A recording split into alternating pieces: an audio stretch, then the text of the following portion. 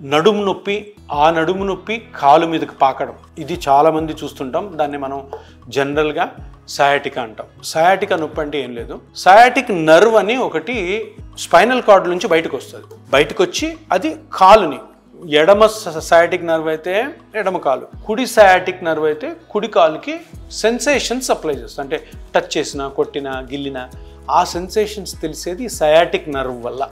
దీన్ని ఆ నర్వ్ నుంచి ఒకవేళ పెయిన్ వచ్చింది అనుకోండి, దాన్ని సయాటికా అంటాం, సయాటిక్ పెయిన్ అంటాం. అది ఎందుకు వస్తుంది సయాటిక్ పెయిన్ అంటే, మీ నడుములో స్పైన్లో డిస్క్స్ ఉంటాయి.